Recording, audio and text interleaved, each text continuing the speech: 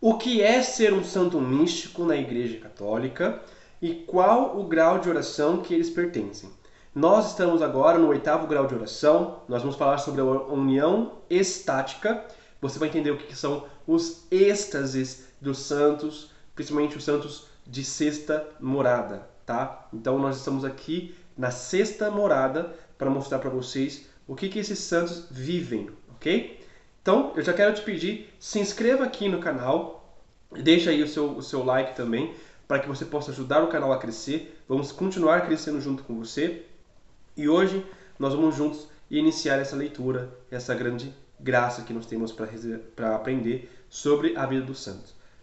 Vamos iniciar então. Se você tem um livro, nós estamos lendo o livro Ser ou Não Ser Santo. Nós estamos na página 273. Se você quiser acompanhar comigo, vamos iniciar a leitura agora. 8º grau de oração, união estática. Primeiro, qual a natureza da união estática? Antes de tudo, deve-se advertir que, ao contrário do que se pensa ordinariamente, o êxtase não é um milagre ou algo que faça parte das chamadas graças gratidadas, ou seja, as graças dadas de graça, que não entram no desenvolvimento normal da graça e, por isso, nada tem a ver com a santificação da alma. Então, o êxtase, né, a oração estática, os êxtases em si, não tem nada a ver com a graça dada de graça, com a graça santificante da alma, com a santificação da alma. Tá? O êxtase é uma graça santificante que une a alma intimamente a Deus em alto grau e por isso mesmo é altamente desejável como oração mística, ao contrário das graças gratuitamente dadas, como profecias, milagres e etc., que desejá-la seria algo de grande temeridade e presunção. Então, você pode desejar ter êxtase, você pode desejar chegar à oração de grau de êxtase, a oração estática, a oração da sexta morada. Por quê? Porque ela vai te unir mais a Deus, ela vai te santificar mais a Deus. Ela não tem nada a ver com, por exemplo, os milagres, as profecias, os dons carismáticos, os dons místicos. Tá? Então, você não pode, por exemplo, desejar ver Nossa Senhora. Você não pode, por exemplo, desejar ter, por exemplo, bilocação. Isso seria temeridade, seria presunção. Mas você pode desejar, com muita graça, você pode desejar o seguinte: você pode desejar se unir a Deus e ter êxtase com Ele. Por quê? Porque isso vai te ajudar a se unir mais a Deus, a se entregar mais a Deus, a amar mais a Deus. Quando você chega nesse grau de oração, você ama Deus o dobro do que você amaria inicialmente, ok?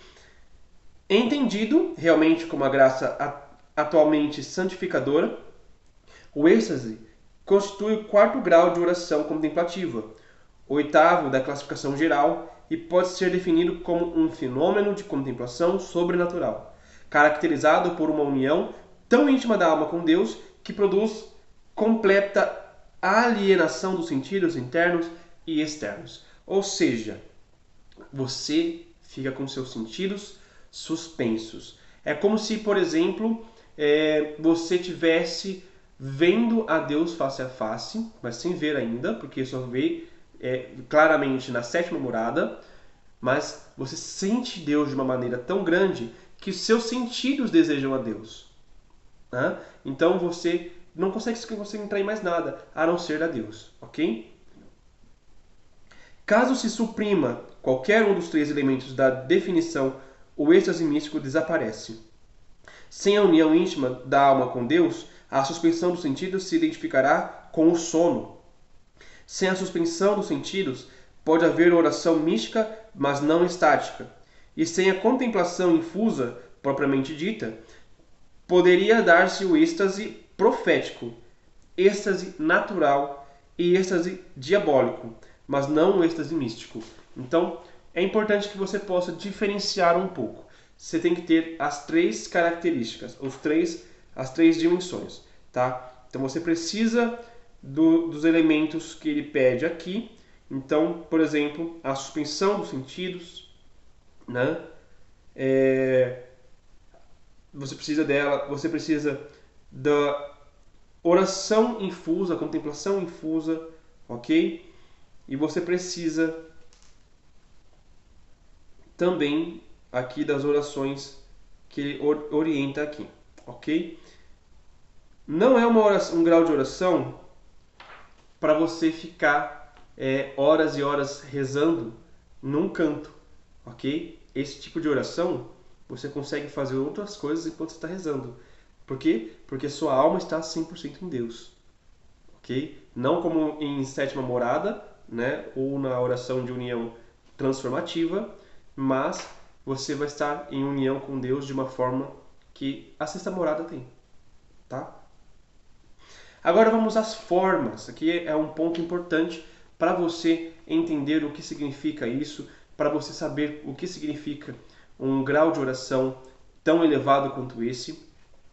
As formas. As principais formas do êxtase místico são duas, ou seja, são só duas formas principais. Uma suave e deleitosa e outra violenta e dolorosa. Então, temos dois tipos de fenômenos místicos para a sexta morada, para a oração estática. Temos uma suave e deleitosa, como por exemplo as de Santa Teresinha do Menino Jesus. Suave e deleitosa. Ou temos violenta e dolorosa, como a de São João da Cruz, a de São Padre Pio e também a de Santa Teresa d'Ávila. Ok?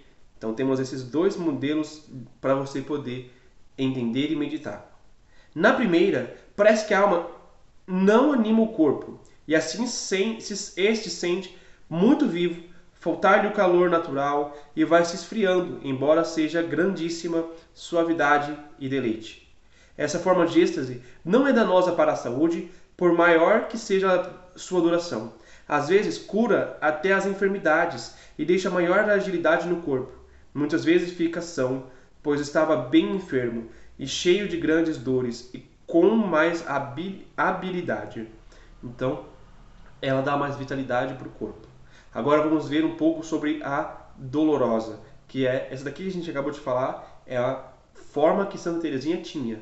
Então, até as enfermidades passam, até as enfermidades somem, dá uma vitalidade maior para o corpo. Por exemplo, Santa Teresinha teve não lembro se é tuberculose, alguma coisa assim desse tipo. Ela teve uma doença, eu acho que é tuberculose, e mesmo morrendo, né? Mesmo morrendo, ela parecia cheia de vida.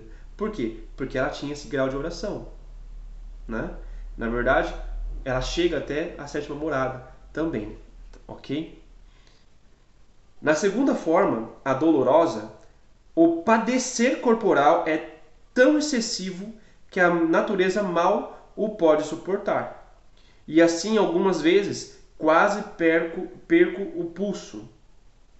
Segundo dizem as pessoas que se aproximam de mim e algumas irmãs que já entenderam já um pouco melhor sobre isso. E os membros muito abertos e as mãos tão rígidas que eu não consigo às vezes juntá-las.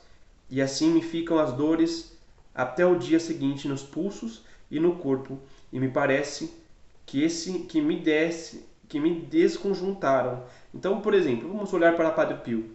Ele estava num grau de oração que ele tinha chagas de Jesus fisicamente, né? Então, veja, ele tinha um sofrimento verdadeiro ali com ele por muitos anos, muitos anos, né? Santa Teresa d'Ávila, ela chega nesse grau de oração, ela passa por esse tipo de vivência com grandes enfermidades, com grandes dores também. São João da Cruz, ele passa por isso fisicamente através de tortura, né? Então ele recebia tortura no corpo, mas ele também recebia chagas na alma. Então é uma forma aonde ele se une mais ao sofrimento de Cristo. Gente, isso aqui é importante que vocês entendam. Por que as pessoas sofrem nesse tipo de oração, nesses graus de oração? Para se unir ao sofrimento de Cristo. É a última purificação dessa pessoa. A última purificação dessa pessoa. Até a pessoa que está na primeira forma de oração, até a pessoa que está na forma de oração. Na primeira forma de oração. Por quê? Porque a sexta morada é a purificação final da pessoa que vai se tornar um santo de sétima morada. Quem passa pela sexta morada, ela se purifica do seu próprio purgatório aqui na Terra e já é dedicada ao céu. Depois que ela chega na sétima morada, nunca mais ela comete um pecado mortal. Nunca mais ela volta para o pecado mortal. Ok? Os pecados veniais só vão acontecer se for inconsciente.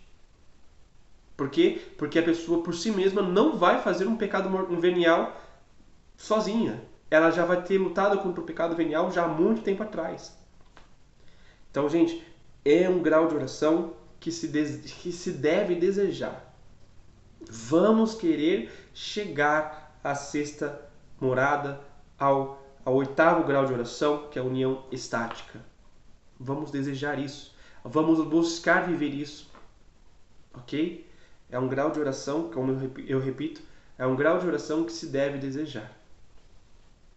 Continuando. A primeira forma, suave e deleitosa, chama-se assim, chama-se simplesmente êxtase. A segunda, que implica certa violência, chama-se arroubamento.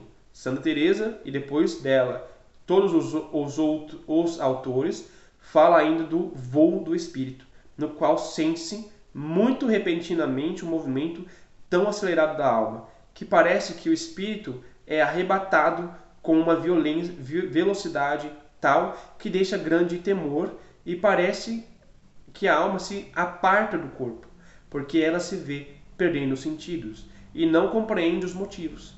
A este fenômeno se chama também rapto. Se o corpo se levanta do solo e fica suspenso no ar, se chama levitação, que é um fenômeno extraordinário. O que acontece na levitação? Não é uma coisa assim misticoide, tá? Místico no sentido pejorativo, tá? É uma coisa onde o seu corpo está sendo elevado, a sua alma está sendo elevada a Deus, ok? Só que o seu corpo não resiste e vai junto. Então é isso que acontece. Geralmente quem levita, tá? Nós temos aí Padre Pio, Santa Teresa d'Ávila, São João da Cruz, e tantos outros santos, não vou lembrar de cabeça todos agora, muitos santos que levitavam mesmo. Por quê? Porque eles chegavam num grau de oração que o corpo não aguentava, ele flutuava junto. Ok? Ele levitava junto. E é isso, minha gente. No vídeo de hoje nós vamos ficando por aqui. Eu espero que você tenha gostado. Eu quero te pedir um favor. Coloque nos comentários o que você mais gostou desse grau de oração, para eu poder saber aqui, poder trazer para vocês mais informações sobre esses graus de oração. Depois que a série acabar, faltam só mais 2 vídeos para a série acabar, e aí nós vamos começar a dar uma formação de como evangelizar, tá? Vamos ler juntos o documento do Papa Francisco, Evangelii Gaudium. Então nós estamos na reta final dessa nossa formação, mas eu posso trazer vídeos falando sobre os graus de oração para vocês, sobre as moradas para vocês, e aí a gente pode estruturar um pouco melhor, ok? Nós vamos ficando por aqui, um grande beijo, não se esqueça de se inscrever no canal, fique com Deus e tchau, tchau!